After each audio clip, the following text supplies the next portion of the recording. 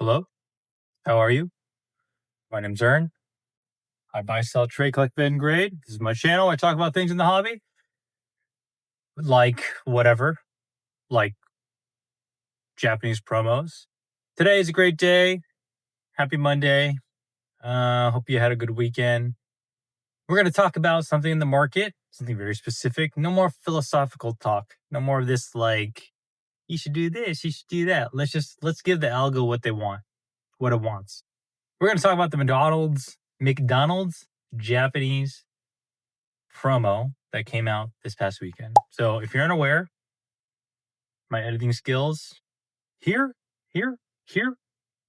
McDonald's in Japan had a promotion that was announced like 2 months ago, I think, where on Friday, Saturday, and Sunday, you could go in and then up to, I think, 5 units per transaction, you could get a sealed promo pack with a it's a Pikachu, and then one random other card. I think the 5 cards were Ariolu, Fuecoco, Quaxley, Sprigatito. Oh, I forgot the last one. It's gonna drive me mad. There's 5. Oh man. Okay, well, I failed. So every pack has a Pikachu, guaranteed, and one of the other 5.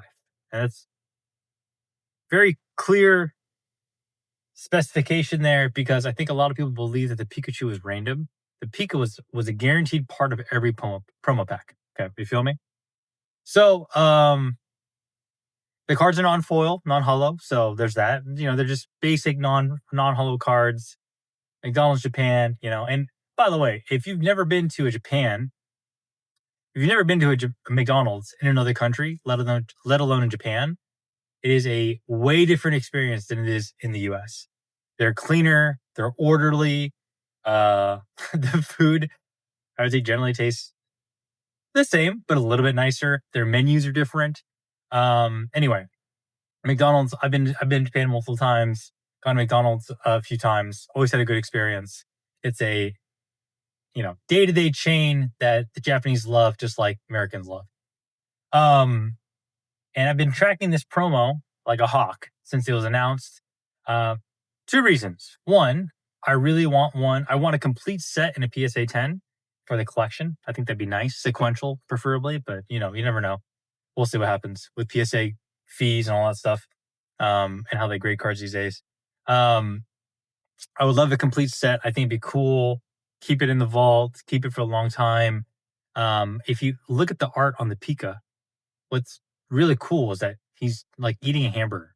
So, it checks all the boxes, nice art, a little exclusive. It's time boxed, or so we think. So I think it'd be nice to have in my PC for a long time. On the other side of it, though, it is I would say the crux of this video is talking about how times have changed, and I would say it is an amazing opportunity to flip, to grade, to trade, because I really think that this is going to be a desirable card. And given the current market, I think for the short and midterm, this is going to be a promo that people are going to lose their mind over. This is what I thought before Friday, by the way. Friday comes around, I'm tracking prices online. 15, 13, 10, 9, 8. I think I got as low as like in the $7, high $7, $8 a card. That's buying directly from Japan off of sites like the Mercari and Bai and that kind of thing. And there's a coupon. So anyway, I think the lowest I was able to buy was like $7.90 or something like that. Okay. So that's Friday. And then the footage starts coming out and the news. And I start seeing, I saw a video from, what's his name? Collect Pokemon. A guy I watch. He lives out of Hong Kong, collects a lot of Japanese. He was in Japan. He goes to Japan often, I guess. He was at McDonald's, just showing people waiting in line. Everything seemed fine. And the bigger news of how it was sold out everywhere. There's food on the curb. People are like dumping food, taking the promos. scalpers this, scalpers that, you know, orders on Mercari getting canceled because sellers aren't able to fulfill them or they found like better prices, whatever it is, right? And you know, we're in a crazy time. I would say this is the craziest market I have been in since COVID. And one thing I have learned, if you're going to play with this stuff, like say playing with fire, if you're going to play with fire, it's very high risk. Might be potentially rewarding, but there's a lot of risk and you might get burned. And let me tell you about the Japanese. So I'm very fond of Japanese culture and Japanese Pokemon, by the way. I've been in Japan 5 times, twice for work, twice for family holiday. So with my family, my wife, and then once by myself. So 5 total times. Love Japanese culture. Love Japanese everything. I remember the time, and if you were around 3 years ago, when we were exiting Sword and Shield and into Scarlet and Violet, there was this general understanding with Japanese sealed that what you print was what you got, right? And the market demand for Japanese wasn't as crazy as it is now, and the supply wasn't as abundant as it was now. So, towards the end of I would say the beginning of Scarlet and Violet, when Shiny Treasure was coming out, and a little bit after that, Sword and Shield sets, when they came out, maybe there's like 1 or 2 print waves. That was basically it, right? So the supply that you saw in the market and the market price that you saw, you could bank on over time. It's just going to go up because they're not going to print any more Japanese stuff, right? And that had been the way since I got back in the hobby. When it came back to Sun and Moon, Japanese, all the way through Shiny Treasure. Around that time, there were reprints announced around Japanese 151. Part of that was because this boxes shot up to like $200 a box at release. I didn't even buy 151 in Japanese when it first came out. It was just too crazy. But they also reprinted sets like Paradigm Trigger, which is Silver Tempest, Lost Abyss, which is Lost Origin, Incandescent Arcana, which is also part of Silver Tempest and Lost Origin, I think. Or maybe just Silver Tempest, I forget. They started to reprint Sword and Shield sets. And that was just the beginning of it. Then you started seeing massive reprints of Scarlet and Violet base in Japanese, which at the time, if you track this at the start of Scarlet and Violet in Japanese, the Miriam SAR, the one where she's like flying or whatever. Is she flying? I don't know. That was like $1,000 card in a PSA 10 when it first came out. The Iono, which for the longest time was $600 plus, $800 plus, $1,000 plus. That card, when it first came out, and those boxes were like $100 plus. So I share this because, sorry, I got some in my nose. Did Monster just pick it? I share this because there was a time when a lot of us thought that Japanese was, I wouldn't say untouchable, but that they were not willing to overprint or mass print. That used to just be the known thing with Japanese. Like they just don't do that. And then streaming culture picks up, whatnot, eBay Live, people ripping Japanese product. You get a lot of scalpers, you get a lot of resellers in the US who are reselling Japanese product. You get people who are squatting McDonald's promo packs, 151. You get all of these issues that come up that affect that native local audience. That then it leads to the Japanese saying, you know what? We're tired of this. We're tired of this. And they did the unthinkable that no one would have expected. And they reprinted the hell out of Japanese sealed. They printed so much Paradigm Trigger, Lost Abyss, Incandescent Arcana, Star Violet base, Clayburst. Clayburst was like 100, 120 plus a box. Went down to 50s and 60s. 151 was at 200. They reprinted it. It went down to like 48. It was the lowest I've saw. I ended up buying most of mine like 50s and 60s. Now it's shot back up. But anyway, what's the moral of the story? Why am I saying this? I have learned throughout my experience in the hobby that you should never underestimate the Pokemon company, but let alone the Japanese Pokemon company, because they're willing to do things that will make their customers happy, regardless if it affects the global audience. And I gotta imagine when the decision to reprint a lot of these sets back then was in play, part of it was probably because they couldn't. If I had to guess, right, they probably couldn't figure out exactly who was selling across to overseas and how much supply was leaving the market. And I'm going to guess that one of the things that they decided was let's just print a ton so that whether it's in market or out of market, everyone's going to get their fix and everyone's going to be happy. And but the lesson I learned throughout that experience as I bought a lot of the boxes at like 70, 80, 100. It's not just don't underestimate them. It's literally anything can happen. And I know that sounds very weird to say, but when I hear people say reprints can't do anything or they would never do that, I have been a Japanese fan since I got back into the hobby.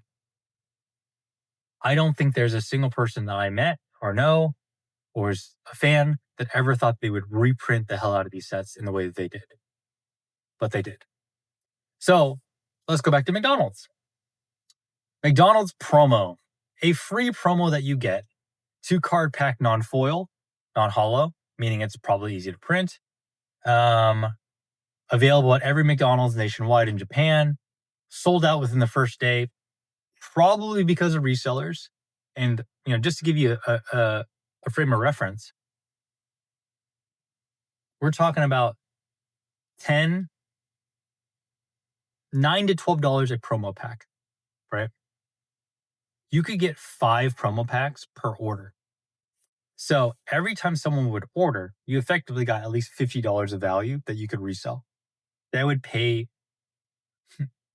$50 an hour in the US. Oh, that's probably a bad example. $50, you're basically getting a free $50 for your meal, and you spent less than $10. Of course, these things got scalped. Of course, these things have been sold. Now, how much demand is there in market for this truly? Is it resellers? Is it people? I don't know. I gotta imagine it's a good mixture of both. But when you go to eBay and you see people reselling just the Pikachu promo for 20, 25, $30, right? For a non-hollow promo card that was free, that someone can get 5 of in a day. You better believe people are going to take advantage of the opportunity. And if I were someone participating in this market, by the way, about 140 copies of that card. Grade? I'm going to grade a bunch with CGC, PSA. I'm going to see if I can send one that looks really good to Beckett, and then I'm going to sell the rest raw. Yeah, I did my part. But if you're going to buy this stuff, right, I think it's important to get very clear. Why would you want this? You're a collector who just wants to lock in, get this card now. Sure, that's fine. You could probably wait because this card's going to be very abundant. Or you're a reseller. You're someone who has the opportunity to resell, and there's nothing wrong with that. A buddy of mine, was reselling his copies before he got them on his website for $23 a piece, and he was buying them at $9 each. That's a lot of volume that you got to do to make it worth it. But 2.5 times your money, literally just clicking a button, isn't too bad. And he sold out, by the way. He sold hundreds. So, if you're going to play in this market, you are playing with fire. But as long as you know how far can you play without getting burnt and without taking on too much risk, you'll be fine. This really reminds me of back in the day. There's like 5 promos that come to mind. There is an amazing, amazing promo, which I wish I had more of. Red's Pikachu. I think it came out right before I got back into the hobby, like 2019, I think. Maybe I'm wrong. Full art, hollow, amazing looking card. One of the best promos, I would say, that that was easily accessible that came out. It's now like a $600 card PSA 10. You have the Illustrator Charizard, uh, Charizard Illustration Grand Prix. I think that's what it's called. A card many people know. It's a pop $22,000 card, also non hollow. Um, it was free, I think, for every. I should look this up. Is it every $20 you spent on Pokemon Center Japan? I forget. Many people thought that card was going to be the next big thing. Again, pop 22,000. Even to this day, I think it's like 30 or $40 in a PSA 10. So maybe it's time for it to go up, or maybe it's washed and nobody wants it. Don't really know. You have the Nagaba Pikachu, one of my personal favorites. Full reverse hollow, came out in the Nagaba X Pokemon collaboration. Really, really cool card. I bought like 50 of them back in the day and graded all of them, sold them all. I did well in that. And then you have the Nagaba Pikachu's, Nagaba EVs. Also very, very high pop 15 to 20,000, depending on which card you look at. I think the Umbreon's like pop 21,000. So there's 21,000 PSA 10s. Now it's like a $150 card, but that promo was free for like I forget how these things work. I think it was like free with $30 spent. I forget. It was easily accessible. Now, the downside of that promo is the pack it comes in, it can be searched. So there's that. And then there's one more that comes to mind. Illustrated Grand. There's another promo. Let me talk about why I decided to buy this card. Because it probably sounds a little counter to like the things that I talk about. Just to make something very clear, I am always, always, always looking for ways to grow the business. Always. The challenge that I have is trying to not take on too many things that add up, and also trying to stay liquid enough to take advantage of opportunities. So stuff like this, the Nagaba cards, I will gladly take advantage of. I would gladly jump on, and it is, I would say, in that price range that's probably below what I would typically want to participate in. Not because I'm better or worse than the next person, but it's mainly because like I know that the lower in price that you go, the more people that participate.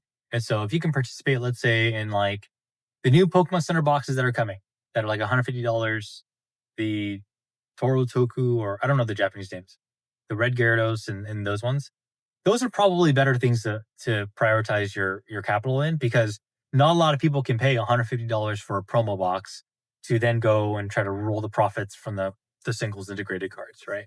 Anyway, so I've always been looking at different avenues to grow the business. It's just a matter of like time, capital, and also how much work does it take. So I I'm playing with fire because I know how easily accessible this promo is for the whales, for the people who really want it. But the thing that counterbalances that for me is I also understand that there are a lot of people who have no idea how to get this promo. And that is indicative of like the really high secondary market price, 25, $30. The card is essentially free, and it comes in a promo pack that has two cards. And the promo pack is like eight or $9. And the Pikachu alone sells for like 2.5 to 3 times that price. And so, I just did some math in my head. I'm like, oh, makes sense. Like, if I 100 copies, worst case, I will probably break even. But best case, if I grade these and I do well, maybe get a couple first to markets, some CGC 10 pristines, we make good money. And, playing these mini games, this is like a mini game, right? It's fun, but also like it kind of keeps my chops wet, because I want to make sure I'm active and I understand the market. And you don't necessarily do that by just analyzing. And so, I'm willing to put up the capital to take on the risk to go through this process. to potentially get burned, but at the same time, potentially make pretty good money. And I'm going to use that money to grow the collection and the business, that kind of thing. Um, so that's one part. The other part is honestly, there's, I don't know how to say it.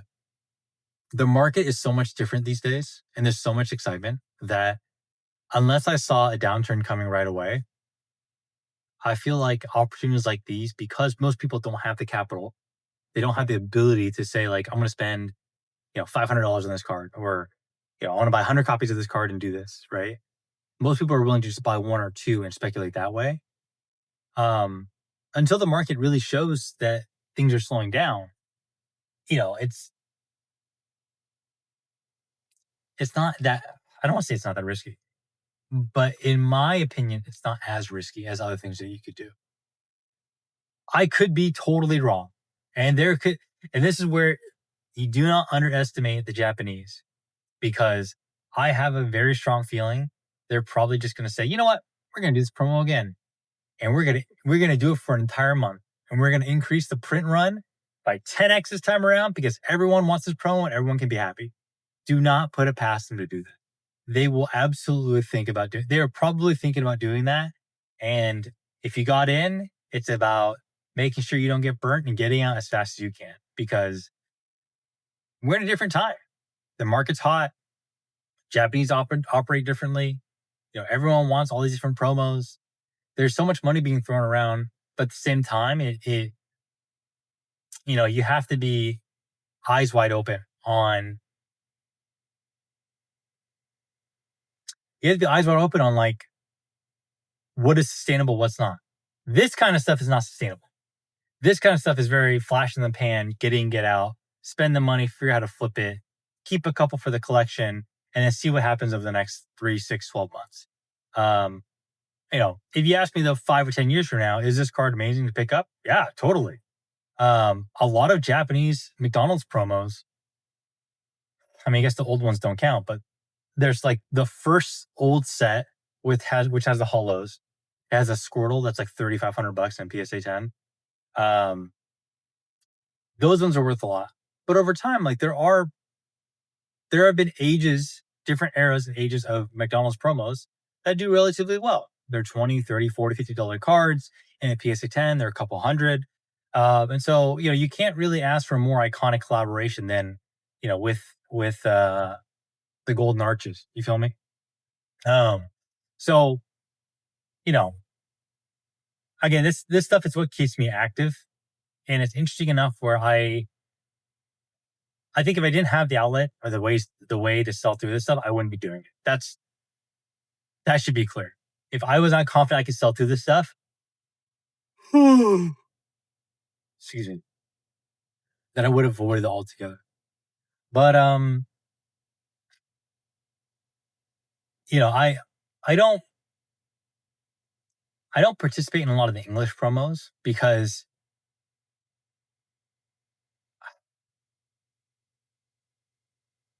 I think my bias is towards Japanese, honestly. I don't really have a reason why.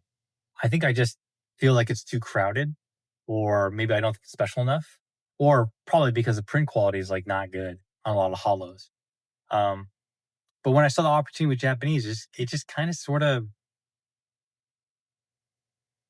made sense for me. Huh? Don't know. Okay. Well, that is today's video. Playing with fire. These promos in the next, they carry a lot of risk. Anything could happen at this point, but as long as you play for the short and midterm, and I don't think that's talked about enough, you play with the understanding that some of these opportunities are short. The window's short. And if you're okay with that, you will do just fine. All right. That's all I got, guys. Thank you for watching. Hope you have a great start of your week, and I'll catch you in the next one. Peace.